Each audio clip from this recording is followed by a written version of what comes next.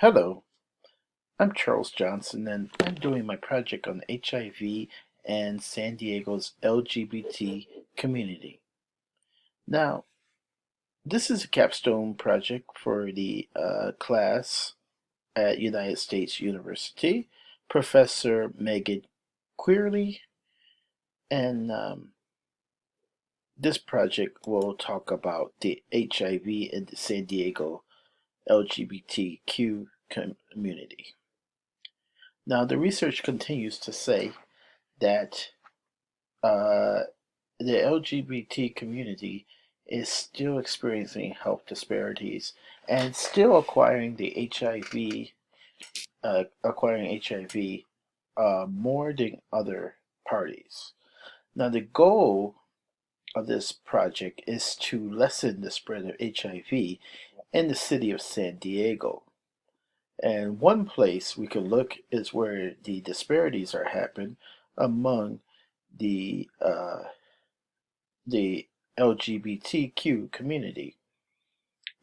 It has continually been the goal of Healthy People, including Healthy People 2030, to lessen the spread of this disease. And what brings to mind San Diego is not that they have increased their spread of HIV, but they haven't reduced it significantly. And each year it's additional 300, and you can almost guarantee at this moment that it'll be 300 year after year.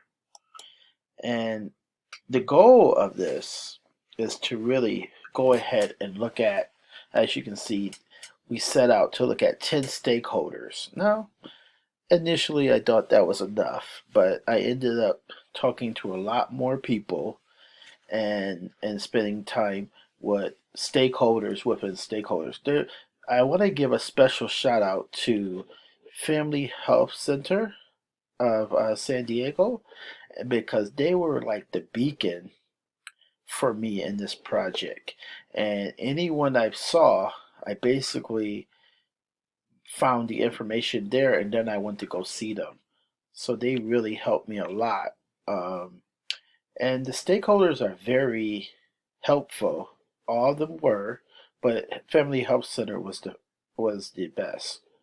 And there are always health educators there, and they're all willing to help with the decrease of HIV in the LGBT community. And some had more experience, and some had some personal experiences.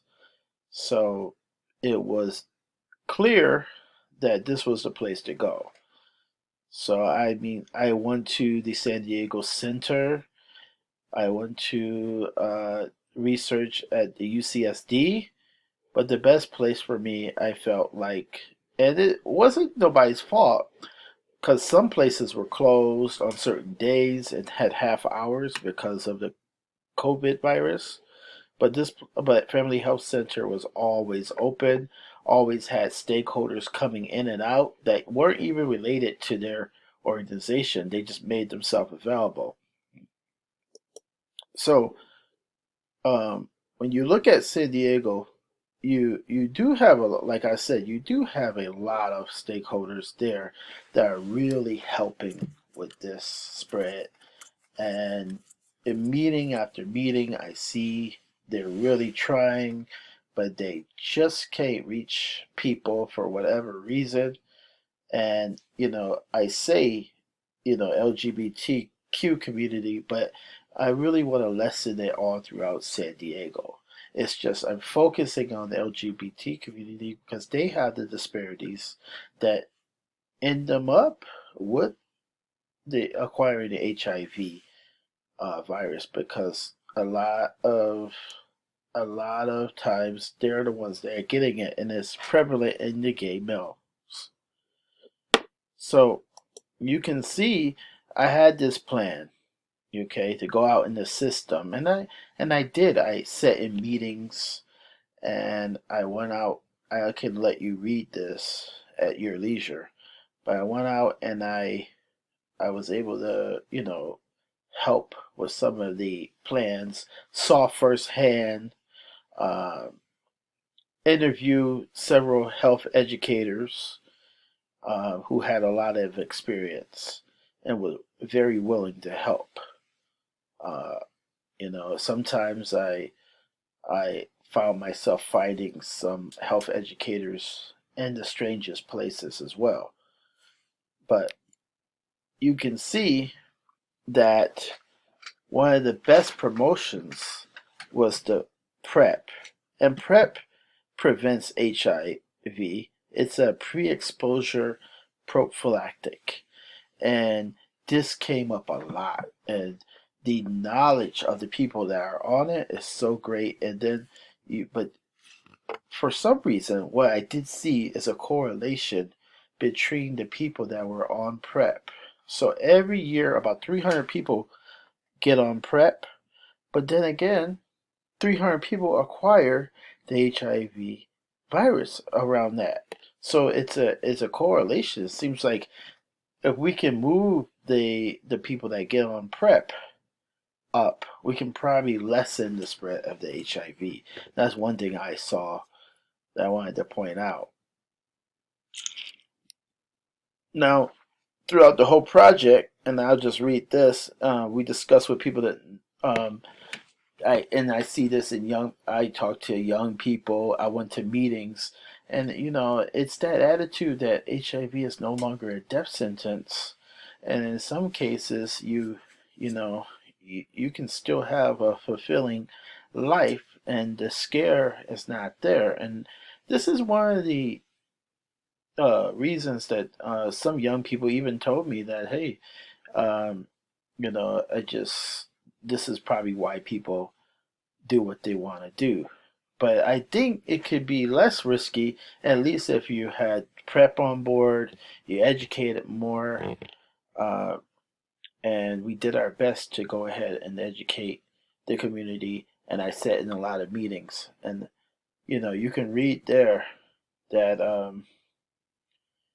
it's also the health professional to become more knowledgeable about it, because if you know someone that is out there, and if you are on PrEP and you know about it, go ahead and let someone else know, because you are a health educator. You must advocate as well, and that's the whole purpose. I'm trying to get the education out there by any means necessary.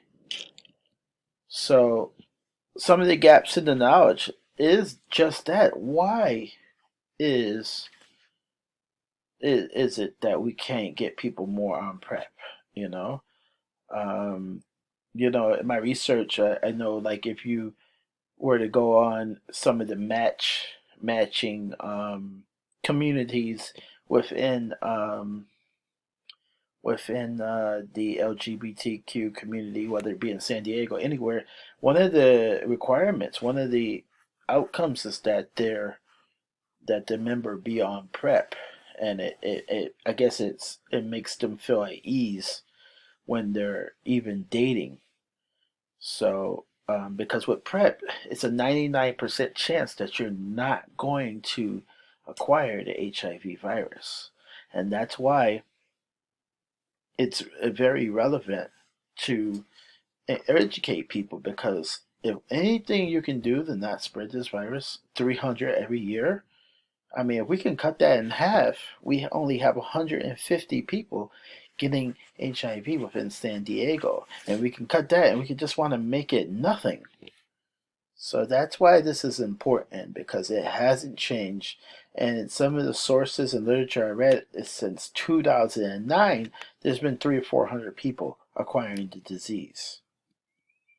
So these are my references. I don't want to take up any more of your time, but you can go through and read my PowerPoint, and I hope you learned something, and I'm willing to answer any questions.